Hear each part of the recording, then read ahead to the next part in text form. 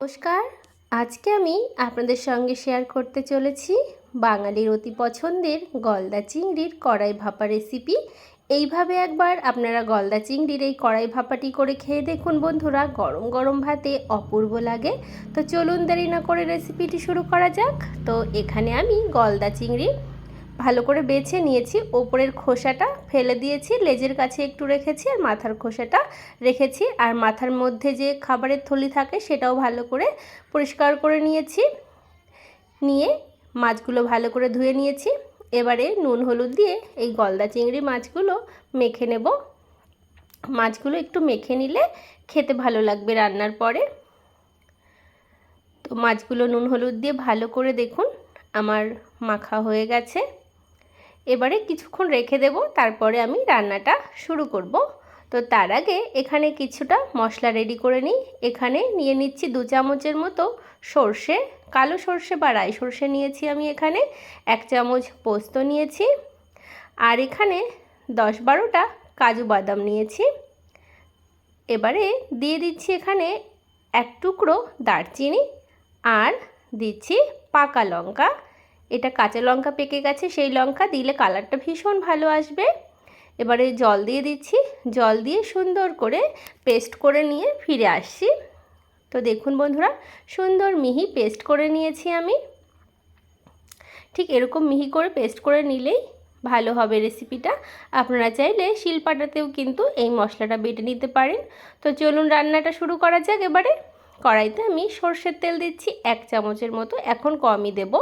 তেলটাকে ভালো করে গরম করে কড়াইয়ের গায়ে একটু ছড়িয়ে নিচ্ছি। এবারে নুন হলুদ দিয়ে মেখে রাখা গলদা চিংড়ি মাছগুলো দিয়ে দিচ্ছি, আর মাছগুলো হালকা করে একটু ভেজে নেওয়ার চেষ্টা করবেন, তাহলে খেতে বেশি ভালো লাগবে। তো আপনারা কারা কারা গলদা চিংড়ি মাছ খেতে পছন্দ করেন অবশ্যই কিন্তু কমেন্ট বক্সে জানাতে পারেন।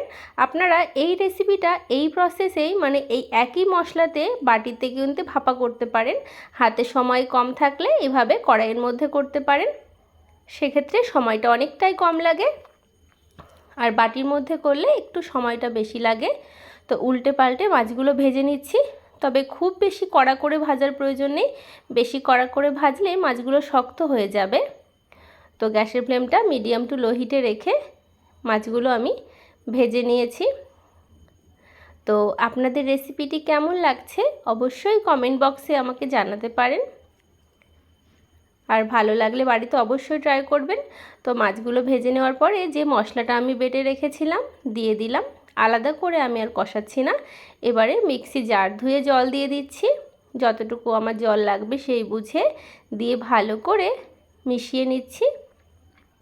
আর আমি যে এই মশলার মধ্যে দারচিনির টুকরোটা দিলাম, আপনারা দেখলেন, একবার দারচিনির টুকরো দিয়ে এই চিংড়ি ভাপা করে খেয়ে দেখুন, খেতে এতটা সুন্দর হয় আর ফ্লেভারটাও ভীষণ ভালো হয়।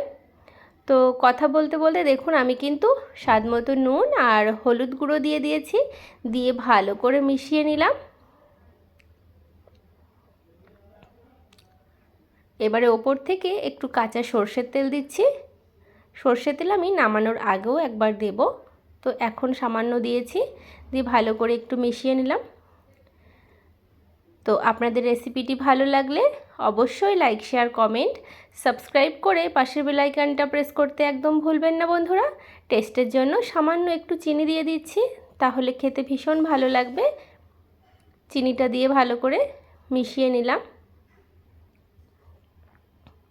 এই রেসিপিটা গরম গরম ভাতের সঙ্গে খেতে কিন্তু ভীষণ ভালো লাগে।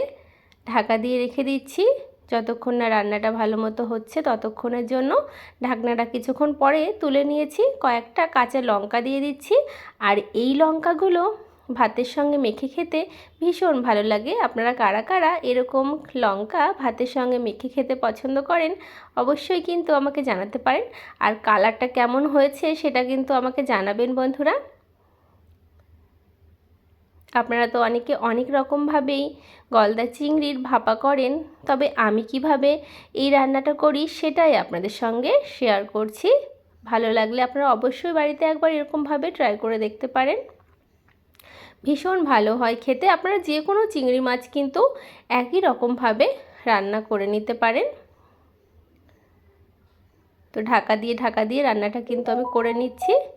ঢাকনাটা তুলে নিয়েছি, নিয়ে নাড়াচাড়া করে ওপর থেকে একটু কাঁচা সর্ষের তেল দিয়ে দিচ্ছি। রান্নাটা কিন্তু আমার একদম ডান হয়ে গেছে।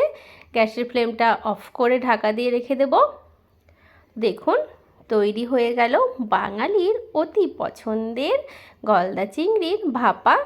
তো অবশ্যই বাড়িতে ট্রাই করবেন, আর কালারটা কেমন হয়েছে আর রেসিপিটা কেমন হয়েছে সেটাও আমাকে জানাবেন আপনারা। তো আপনারা আরেকটু ঝোলও রাখতে পারেন, তবে এরকম মাখো মাখো ঝোল হলেও খেতে ভীষণ ভালো লাগে। তো একটা পাত্রে আমি নামিয়ে নিয়েছি। গরম গরম ভাতের সঙ্গে পরিবেশনের জন্য তৈরি গলদা চিংড়ির সর্ষে মালাই ভাপা। আপনারা সকলে ভালো থাকবেন, সুস্থ থাকবেন। দেখা হবে পরবর্তী ভিডিওতে। আজ তবে বিদায় নিচ্ছি, ধন্যবাদ।